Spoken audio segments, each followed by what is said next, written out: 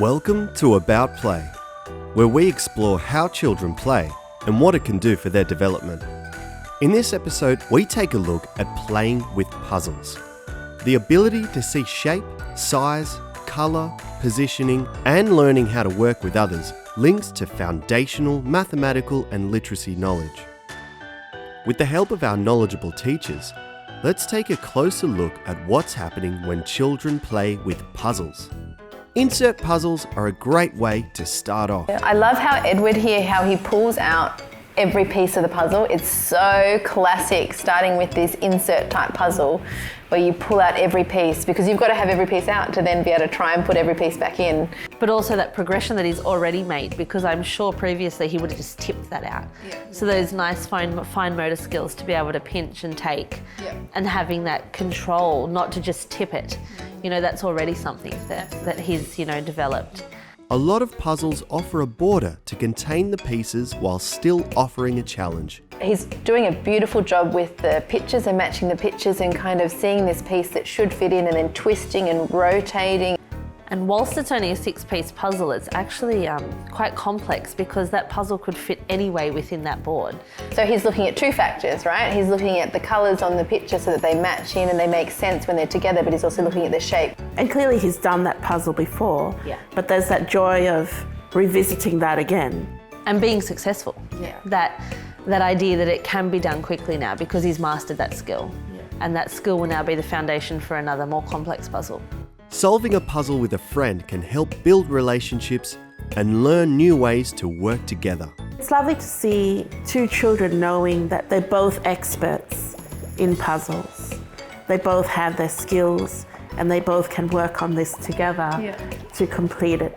A nice community of being able to work with another person, negotiate and solve a problem together. And that shared knowledge of, to be successful in being able to complete the puzzle, they've turned all the pieces over. So that they can identify Put the picture up, right? the picture on the piece to know where that sort of matches.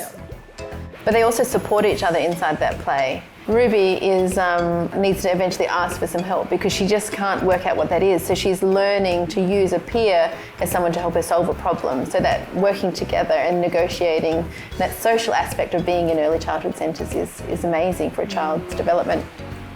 Puzzle play doesn't always have to be structured and still.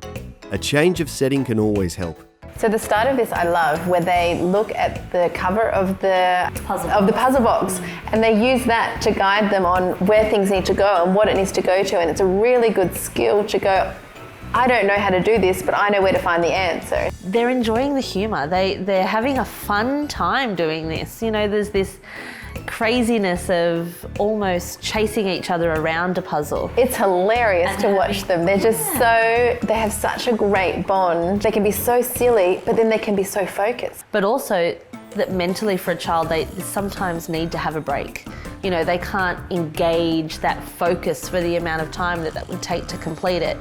But having the skill not to stand up and move away, just to use humour and joy and that togetherness to sort of take that break and then snap back into it. And then to finish it with a high five. So nice. Children also want to challenge themselves, introducing new ideas to a puzzle they're already familiar with. She's got this 50-piece puzzle here. And again, it has that nice frame which sort of, gives a space for her work to be inside of. But she's obviously extremely familiar with this puzzle. And so now she's wanting to make it more complex herself. Because children constantly are wanting to think. They want to think about how to solve and how it can work again, but another way. Another way. Yes. And the way that she's doing this is that she's tipped it out, intentionally keeping it all together and understanding that left to rightness of, peeling a piece and putting it in. But at the beginning, she also struggles a little bit with finding the orientation of the board.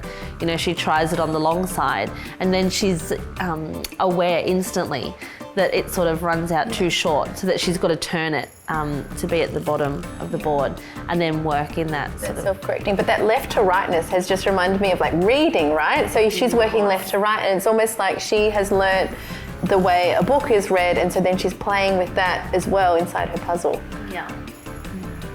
And I think sometimes it's nice to remember that puzzling skills don't necessarily have to come from puzzles. You know, we see it in their everyday life when they're trying to fit specific blocks into specific patterns, or, you know, colour coding things, you know, the placement of shapes through a shape sorter. Yeah. There's all different sorts of complex puzzle thinking that all add the knowledge to being able to be successful puzzlers. But it's about this joy of learning together as well. Yeah. And don't see the end outcome only, but the process that you are with your child in solving this mystery for the day. Definitely. Whilst we are not all great at puzzles, the journey of understanding the strategies involved can be enjoyable for all. Even though we've presented a traditional form of puzzling, don't forget to look for the beauty of finding different forms of puzzling within everything that we do. Thank you for watching.